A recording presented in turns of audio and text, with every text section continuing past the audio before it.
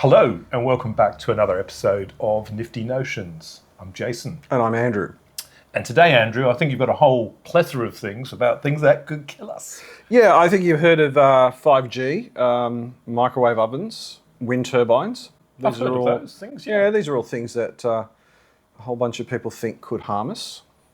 And quite simply, they can't. So that's the end of that, unless you want an explanation. No, well, I just feel if we cut it off now, that would be far too short. Okay, so let's keep going. Yes, so to understand why I make the claim, the very simple claim that none of these things will hurt us, unless you're struck in the head by a wind turbine, which would be highly unlikely. Unlikely. Unless you're a bird. That's true. The issue comes around with things like, or specifically electromagnetic radiation. So if you remember, I think the first time I ever heard the term connected with microwave ovens in Twins with Arnold Schwarzenegger and Danny DeVito. Oh yeah, I remember that. And there was a line where Danny DeVito was trying to tell Arnold Schwarzenegger, who just arrived in Los Angeles, how they reheat food. But here on the mainland, we just nuke it. The truth is there's no nuclear radiation going on with that process. It's a very simple process and it uses microwaves. That's why it's called a microwave oven. I actually have a friend, a good friend of mine. We went to school together and I still can't convince him that microwave ovens after all these years are not going to create cancer. So he doesn't have a microwave oven. But when they first came out, those microwave ovens were associated with it. A bit like people think that happens with 5G these days or with wind turbines. So to understand what's going on, we need to have a bit of a look at the electromagnetic spectrum. So at the bottom end, we have radio waves, then we have microwaves, then we have infrared radiation, we have visible light, which is the stuff that we actually see. Then we go into ultraviolet. Then we move into X-rays and gamma radiation. Right? I think we could have a whole episode on this. We again. could, but basically, there's a simple division between all those groups. Okay. One is ionizing radiation and one is non-ionizing radiation. So ionizing radiation will alter DNA. Oh. That's the stuff we have to worry about. Okay. And non-ionizing radiation will not alter DNA. So where's the delineation? Yeah. Well, if you think of, if we look at light, we're in a space here with artificial light, but you go outside and you get sunlight, okay? So we get different types of radiation from the sun, but in here we're getting very simple radiation that is essentially visible light. Now, I don't think anyone ever walks around thinking, I'm going to get cancer from being inside under visible light. You flick a light switch on, you don't have a problem with it, right? No one cares.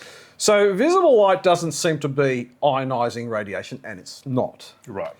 But if you think about when people go to the beach, or in summertime, people are having to slap on the sunscreen. Slip, slop. Slip on a shirt, slop on sunscreen, slap on a hat, 6 shades, slot on sunnies, simple as that. Put on sunscreen, and the idea is to try and reduce the effects or the likelihood of developing skin cancer. Yeah. So now we just crossed over into that ionizing area. So ionizing radiation starts in the ultraviolet spectrum. That's something we can't see, but they're always talking about UVA, UVB, UVC, and how much you're protected from that with sunglasses, like filtering from sunglasses for your eyes, and for sunscreens applied to your skin, okay? So beyond the UV, so if we include UV, we've got X-rays, and then we've got gamma radiation, right? So gamma radiation is your typical nuclear kind of stuff, nuclear reactors, nuclear bombs, all that sort of stuff. That's all the ionizing radiation. Now, don't be scared about the X-rays. That's all done in very small doses. And quickly. And very, very quickly. Very small doses, very quickly. There is obviously limits with having X-rays. You know, you don't want to be having X-rays every day of your life or on a frequent basis or accumulating too many. And that's all fine. It's all fairly well noted. It's a bit like UV radiation. You can take little doses of it. Gamma radiation, that's a whole other space, but there's a lot more energy in that. So the further we go up that spectrum that I described before, we get more energy. Yeah. Right? And it's the higher energy levels that ionizing radiation. Now let's move the other side into the non-ionizing space, and we start at the bottom end. We have radio waves, microwaves, infrared radiation, and visible. So I've talked about visible. We don't have a problem with that. And everything to the other side of visible is non-ionizing and very low energy. So we start at radio waves. Nobody talks about getting cancer from listening to the radio. Right. Right? We do that all the time. And no one's ever mentioned that. Or watching television. We do hear people talk about the 5G, but 5G operates in the microwave area. So you might very well ask the question, when I use a microwave oven, it heats up my food. I'm nuking it, as Danny DeVito said. So what is actually going on there is, it's not nuclear radiation, but what is happening is the energy in microwaves is enough to just make the water hot. Yeah. And I don't want to go into how that all happens. It just take from me that it makes the water hot. We're not changing DNA or anything like that. Right. What can happen with microwaves is if it makes water hot, and the simple proof of that is put a ceramic plate in a microwave oven, it doesn't get hot if you, exactly. if you nuke it. That's what you do. Yeah. But if you put anything in, it's always advisable, especially if the food's a bit drier, to add some water, and that water will get hot and heat the food up. And don't put metal in, right? That's also very true. You don't want to do that in a microwave oven because it is concentrated in the way it's designed to bounce the beams all around. So, and we do have the grid on the front to stop microwaves coming out. So there is a danger with microwaves, and that's that you could be cooked. I thought you meant it could be dropped on your foot or something. As long as you don't have that happening, everything's good. But because microwaves can heat water, we've got a lot of water content. We don't want to use a better word, irradiated with microwaves, because it could actually cook us. So the microwaves are shielded from escaping from microwave ovens, and they're a high dose. But in very low doses, they use that for telecommunications, for distance telecommunications. And mobile phones are in that area. So they use microwaves to transmit. But they're in such low energy levels, they're of no consequence. And after having mobile phones around since the late 80s, there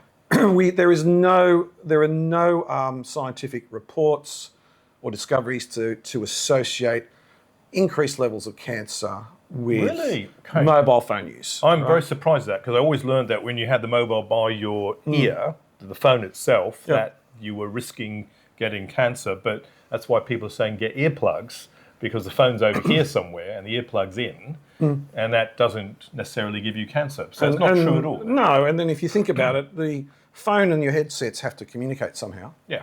So they're not just a receiver of microwaves, they're an emitter of microwaves in order to communicate back to the phone with a voice.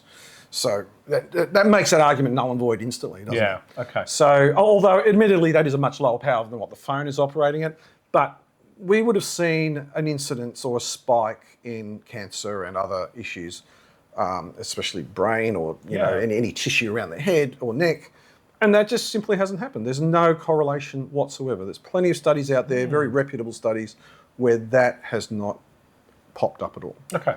So 5G, for that matter, it's just like 4G or 3G. It's just in another little space of the spectrum, in the microwave spectrum. So 5G is just a different area. That's right. It's there's allocated sort of zones within those areas where you can transmit at certain frequencies. You often have radios and whatever, and they'll be between microwaves and radio waves where they're transmitting, and you're allocated certain bandwidth within some of those. But they're all in the lower end of the non-ionising spectrum, and the power from microwaves in that transmission is very low. You don't want to stand in front of a dish that transmits. If you've ever driven in the country, you see the towers with the little dish. Huge. And they're just microwave beams that are just being sent from one tower to another. You don't want to be standing in front of one of those because you might cook, right? But by and large, it spreads pretty evenly. Yeah. So that takes care of microwaves and 5G essentially. And we look at have a look at wind turbines. Oh yeah. So specifically the electricity generating wind turbines. Well, they've just got a big generator, a motor. I mean, it becomes a motor if you power it from one end, but it's a generator if you turn the shaft. Yeah. It's just creating electricity. I mean, there's nothing there. Well, we don't seem to have any issues with any other motors. And, I'm an engineer and God knows I've designed so much equipment with electric motors, and we don't go around shielding the electric motors to protect human beings from them. We might shield them because they're emitting sort of magnetic flux to protect other equipment from the magnetic flux from, being the data being compromised. But, it's really simple stuff. So the electricity generation is not going to create any problems, right? And then you talk about, okay, these big turbines spinning around. The biggest issues with wind turbines probably rationally and reasonably come down to annoyance factors. People don't like the way they look. Yeah. Right?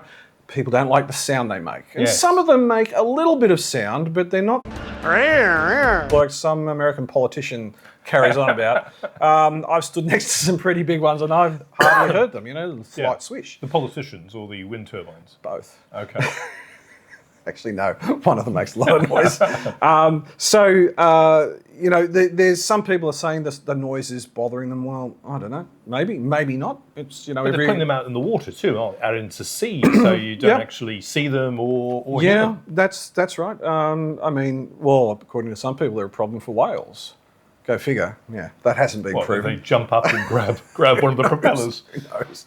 It's just silly. There's been reports on that as well, and there's been no major incidents with whales. A whale might hit it once every so often, but so what? Yeah. They're hitting the underwater part, but they seem to avoid tons of things to hit, right? They sort of avoid rocks and other things when they dive deep. So yeah, they're not so stupid. So that's not really an issue. Flicker is an issue. If the sun is behind a turbine, and let's just say your house is over here and your house is over here. Got to make sure I can see on the camera. A house is over here and a turbine's over there and the sun is going down behind it or coming up behind it and the turbine's spinning. You're going to get a flickering for a few minutes or for a period of time. That can be upsetting. That's a strobe, and that can upset some people. I get that. But typically, most of these wind turbines are away from residential spaces. Not always. Yeah. But you want to have them high on a hilltop or in a big open field where there is going to be wind. Exposure, right? Exactly. So the likelihood of having them in crowded areas is minimal. It's low. It happens, but it's really low. So they're typically country systems. You can have other arguments about wind turbines in terms of what happens to old blades and all that sort of stuff, and there is a whole lot of infrastructure required to get these things built. You've got to build roads, you've got to build substantial concrete pads for these things. That's a whole other area. What I'm talking about here is, are we going to die from these things? We're not. There's just nothing, as I was saying before, there's nothing in the electromagnetic spectrum we need to worry about. It's annoyance factors. You don't like the way it looks, you might not like the sound, and so forth. The flicker might be annoying, which could be the case. And one of the other complaints is that they kill birds. These things spin around and birds fly into them. And that's true. But the studies I've seen say that the bird wastage, for want of a better word, is much, much, much, much, much, and I could keep saying that word, lower than anything that cats are going to do to birds. So, but wouldn't the mobile phones weren't the disuse and all the spare parts and stuff kill other animals, right? Yeah, you've got all of that sort of stuff. Yeah. So effectively, if we just summarise, wind turbines, they're not going to kill anyone. Right. They might annoy people. Yeah. Get that. Microwave ovens, not going to kill you from irradiating your food from microwaves. It's just non-ionising, and it's visible spectrum, infrared spectrum, microwaves, radio waves. They're way down the list of way away from ionising radiation. But don't get in there and get someone to push the button. Don't do that. That would be bad. Don't put the cat in there after you've washed the cat. Schroeder's cat. Or microwave cat. Blown up cat. It's happened. There was a case where an old lady washed her cat and put the cat in the microwave. Yeah. No, serious. Oh, God. Yeah, I'm hoping it's not an urban myth, but I did read that ages ago. But, so, sensible use of the microwave, not a problem. Not a problem. Right. Exactly. And 5G, not a problem. Okay. So that summarises it. Well, you can tell Telstra that I want more 5G. Sometimes it's a problem, but 5G as a generic thing is not a problem. But not in your backyard, right? But not in my backyard, yeah. I'm very much a NIMBY. A NIMBY. Yeah. Very good. Easy. Well, thank you, Andrew, for that. And that concludes another episode of Nifty Notions. I'm Jason. I'm Andrew. Until next time, if you like what you saw, please like, subscribe, and we look forward to seeing you again. See ya.